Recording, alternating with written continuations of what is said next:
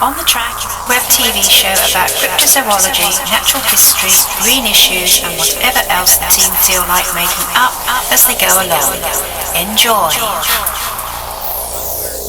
Nuneaton, the jewel of the South Midlands, the town who gave us such great men as George Eliot and Larry Grayson, the throbbing heart of this teeming metropolis, the pearl of the CV13 postcode, down by the roundabout and up the one-way system is Nuneaton Town Hall, where we can find none other than Nuneaton's Mr. Entertainment. Hello ladies and gentlemen and boys and girls, I'm Barry Tadcaster and this is my friend Ken Jeffens, who is an orang Pendek. Hello, my name is Ken Jeffens and I am an orang Pendek. Unlike the other orang Pendeks, I do not come from the Indonesian island of Sumatra. I come from the London borough of Lewisham, where I am employed by Lewisham Town Council as an ombudsman. We've got a special edition this week, haven't we, Ken? Oh yes, we certainly have. This week's episode comes live from inside a block of frozen cat's piddle, where we will be eating some green buns. I really like your green.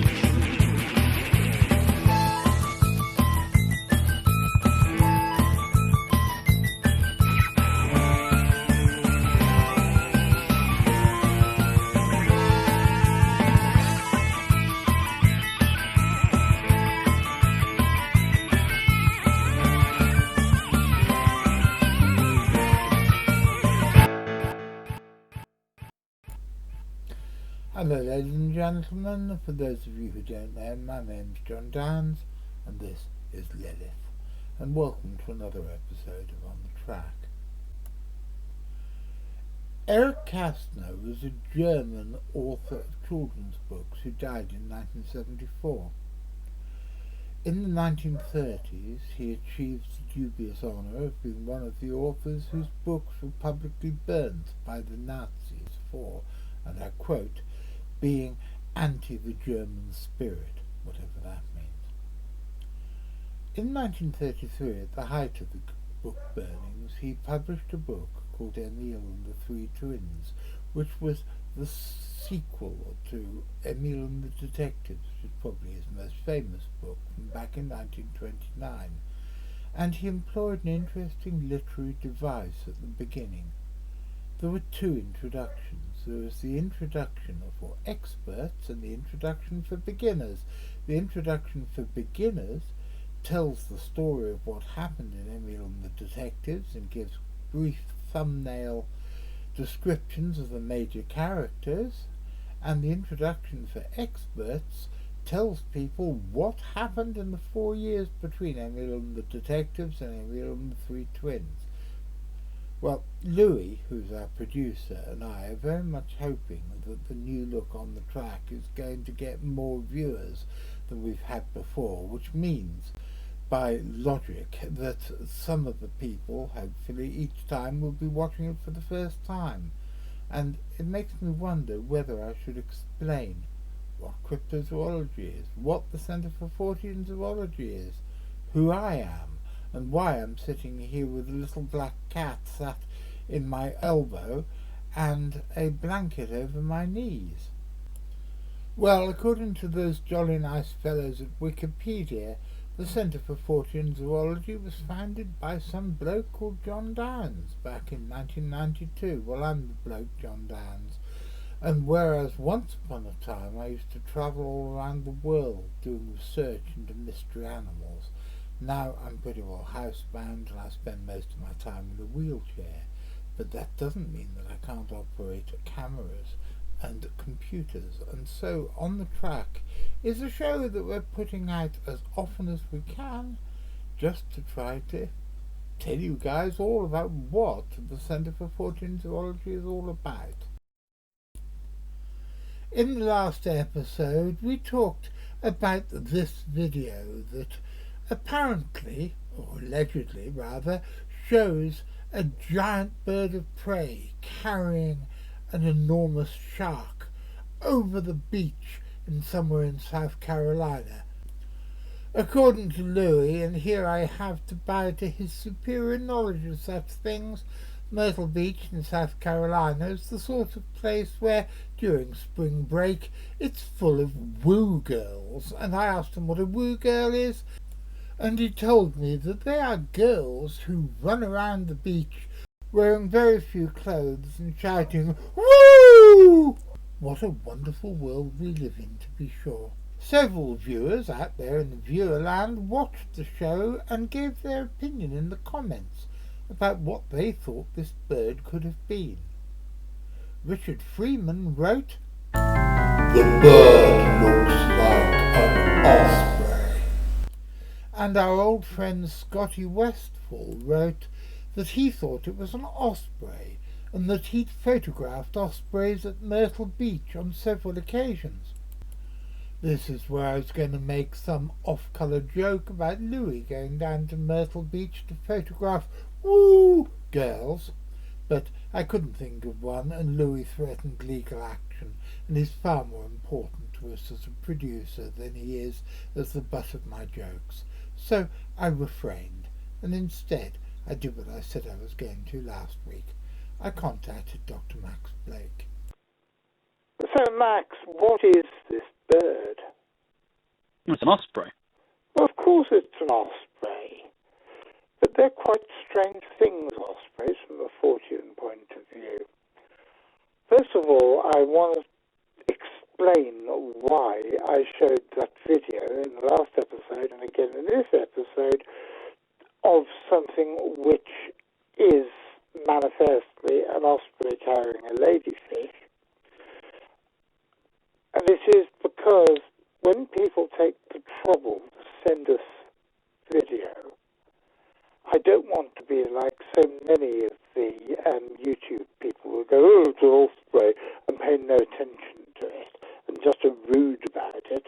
I want to, people have taken the trouble to send us the videos, I want to take the trouble to explain what and why it is. But the really interesting thing about it is the sort of Fortean aspects of ospreys. Because when I was a kid, whenever we came to England, and my grandmother was a keen bird watcher, she was massively excited about the ospreys breeding in Scotland for the first time in however long it was. And then the ospreys beginning to breed in England, being seen in England. And I never understood what all the fuss was about, because I lived in Hong Kong, where ospreys were the second most common bird of prey. But isn't it weird how your judgment can be sort of clouded by sort of pre-existing ideas? It is strange, Well, I can't remember the exact quotation, but it's something along the lines of, I've forgotten what it is now. My brain's completely failed, John. Familiarity breeds contempt. There you are. Familiarity breeds contempt. Yeah. And I think that's fairly true about ospreys. I've been lucky enough to see ospreys in all three countries in mainland Britain. Most recently, oddly, a few times in Scotland, and then I think the luckiest chance was down in Kent, or near the Kent East Sussex border, which was just a spectacular sighting. Of a colleague, when a colleague and I were just driving from our hotel to our field site for the day, looked up, and there, flying in front of us, was an osprey. What on earth it was doing in Kent in, I think it was early June? I have no idea. But there it was. Last, there's an answer there. I shouldn't try and eat cake when I'm interviewing someone. I did wonder what that noise was. But what made it so funny is I'd returned from Cape Cod in America about 2 weeks prior to this, and the damn things are everywhere. Yeah. I gave up even bothering to sort of count how many there were, because they were just everywhere. It was just a common sighting, no matter where we were on the peninsula. They were there. They were ospreys, often multiple birds in the sky at the same time, and that sort of didn't necessarily excite me. But then seeing that one bird in Kent, completely, well, almost out of place if it wasn't there, that bird excited me far more than seeing any of the others. Most recent time I saw them, Karina and I were in Oakham visiting Mother before she came to live with us. And this is, I don't know, 8-9 years ago, and we saw an osprey flying above Rutland water, which is where I believe they're breeding now. Well, blimey. Which Quite was impressive. pretty cool. Not bad. Yeah. It's always much nicer to go and see them by chance rather than any kind of deliberate, expected sighting. When I saw them in Cumbria, I expected to see them in Cumbria because we went up to the reserve, looked through a large telescope at the nest, and there they were. Okay, box takes back down the mountain again. But far more fun to see them completely, without warning or notice. One of the weirdest stories I've got about ospreys is when Carl was in Belize 10 years or so ago, and he and his team were exploring some of the little cays off the coast, where they were told were some rare and peculiar little dwarf boas. And sure enough, every tree that he went to had a dwarf boa living in it, but at the top of the tree was an osprey. And that always reminded me, whenever he told me that story, it reminded me of the Mexican flag, which has got a eagle that looks very much like an osprey and a snake. How strange. The thing about this story that I find most disturbing is that the newspaper upon whose website this piece of footage first appeared, and who shall remain nameless, The Independent, because Louie told me that I really shouldn't mention the name Independent of the newspaper, just in case they come up at us with legal action, and we don't want legal action, do we, boys and girls? I am independent. Well, the thing that Lilith and I find most disturbing about all this is that, as far as we can see, there's only two possible explanations. Explanation 1, they don't have a fact-checking department, which is a pretty appalling thing. And explanation 2,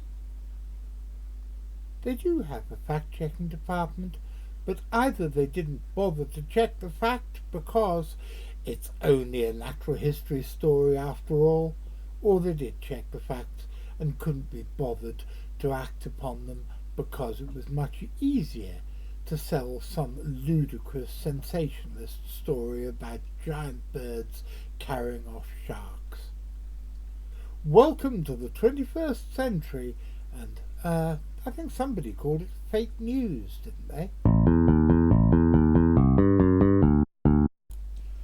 The other day I had a phone call from my old friend Maxine Pearson, who many of you will remember from back in the day, and she told me that she'd just bought an oil painting of a leopard, but that there was something strange about it, and would I look at it?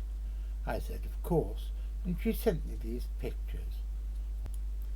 Strange doesn't begin to cover it, because this picture looks like nothing that's known to science. It's not a leopard, it's not a jaguar, it's not a snow leopard, it's not either of the species of clouded leopard, nor is it any of the known colour morphs of any of these animals. But it does look like something which is known from the annals of cryptozoological lore. So I decided to phone my old friend and colleague Richard Freeman. Anyway, Richard, before anything else goes wrong, tell me about how do you pronounce it? Mngwa? The Mngwa. the Mngwa. Tell us about the Mngwa. The Mngwa is a mysterious predator from East Africa. It is said to be some sort of huge cat. It looks like a leopard, but it's the size of a lion. And it has a bizarre sort of brindled appearance, like a tabby cat. It's grey, a brindled grey, rather like a sized up domestic tabby cat. And it's supposed to be quite ferocious. And the native peoples of East Africa went in great fear of it. Back at the turn of the last century, an English hunter called Patrick Bowen was investigating a village where a Mngwa had forced its way into a kraal and carried off a child, a little boy. And he followed its spoor and he found the prints. And these prints, he thought initially that what had taken the boy was a lion. But when he found the prints in some hard, wet sand, they were exceptionally clear. And he said that they were not a lion. They looked like the tracks of a leopard, but they were the size of a lion's prints. And some brindled hair was found on the stakes around the kraal that the Mngwa had forced its way in. But the most celebrated, if that's the right word, occurrence with the Mngwa happened in 1922. And it was in the village of Lindi in Tanganyika. There was a British magistrate there called William Hitchens. And he recounted the events as they happened. And it was a custom for the native traders to leave their belongings in the village market every night, ready for the trade in the morning. And to prevent anybody from stealing it, they would have a guard there called an askari, or a native constable, and they would take it in turns. They'd have 4-hour watches to make sure nobody nicked the wares for the market. And one evening, one chap went to relieve his comrade. He couldn't find him anywhere. He seemed to have disappeared. And after a search, they found his body that had been half-eaten underneath one of the stores. It had been torn apart and devoured. And he went and got Hitchens, and Hitchens thought it must have been a lion, although people in the village said there hadn't been a lion entering the village for years. But once again, they found some of these grey hairs, and it was grasped in this victim's hand as if he'd been in a fight with whatever had attacked him. Well, the next day, the Arab governor of the district arrived with 2 very frightened-looking men with him, and the men claimed that they were out late the previous night, and they were sneaking back through the village because they didn't want anybody to think they were hanging around trying to steal stuff from the market. And they say that as they were sneaking along, they saw this Mngwa, this huge grey brindled cat, leap on the askari and drag him down and kill him. And the old Arab governor said to Hitchens that this was definitely a Mngwa, and he described how these creatures several times in his memory had visited this village, Lindi, in the past. So next night, Hitchens got 2 armed askaris at the market, and they waited up all night to see if the creature would return, but it didn't. So the next day, he gave the native constables a lecture on the stupidity of native superstitions. However, the night after, another constable was killed, and he also clutched in his hands this grey fur, this grey matted fur. So the whole village went into a panic, and Hitchens sent this hair away for analysis, but the only reply he received was it was probably some sort of cat. Then the attacks moved on from Lindi to other coastal villages over the following month, as if the animal was going down the coast and killing and eating people on its way. And the witnesses were saying they saw a huge grey striped animal like a cat, but as big as a donkey, seizing men in the night. Traps were put out, poison bait was set out, armed police were posted around the district, but the animal was never caught, and eventually it vanished as mysteriously as it came. But there was a sequel to this. In the 1930s, in another coastal village called Mngwa, the killings began again, and this was in Hitchens' district, and he records it again. And he managed to talk to one of the people who had been attacked and survived. She was an old, very skilled native hunter, and he was brought to Hitchens on a stretcher, and he'd been terribly mauled by the creature, and he said it was a Mngwa, and he described himself as a brave and skillful native hunter who tracked down lions and leopards, and there was no way he would mistake a Mngwa for anything else, and it was definitely a Mngwa. And once again, it killed for a while and then vanished, and that was back in the 1930s, and as far as I know, no one's seen a Mngwa since. And that's basically where the story of the Mngwa has rested for the last 80 plus years. But now it's front and centre again with the discovery of this picture which Maxine bought in an animal charity fundraiser. We have what appears to be the artist's surname, but we haven't yet been able to identify him or her. But our efforts are ongoing, and if there's anybody watching this who can help us with this, please get in touch with us. What we want to know is, did the artist dream up a fantasy big cat out of his or her imagination and paint it with undoubted skill, or is it actually intended to be a picture of a Mngwa? And if so, how did the artist learn about such an obscure creature? Could it be that the artist, whoever he or she is, has a family connection to the country of Tanganyika, which is now part of the modern-day nation of Tanzania? And if so, is it possible that the artist may have knowledge, even if it's only second-hand, of the Mngwa and its predations, so we can learn more about this undoubtedly fascinating but deadly creature? Watch this space, we'll let you know what happens. Now, before we knock it on the head for this week, I just want to give a shout out to this group, Charlie Boys Angels, who raised money to look after vulnerable and homeless people who have pets. And I'm sure you'll agree with me, this is a really, really magnificent thing to support. And also, if it wasn't for them, we wouldn't have had this story about the Mngwa painting, if indeed it is a Mngwa painting, because it was in a fundraiser for them that Maxine bought this picture. So, I'm putting a link to them in the description below, and please dig deep and support them. If you want to support us and help us make more content like these, please press like, subscribe, follow our Facebook page and check out our Patreon. Well, that's it for this episode. I hope you enjoyed it. I'd like to say a big thank you to everybody involved, particularly Carl, Maxine, Graham and Louie. And with a bit of luck and a fair wind, we'll be back again next week. So until then, be seeing you.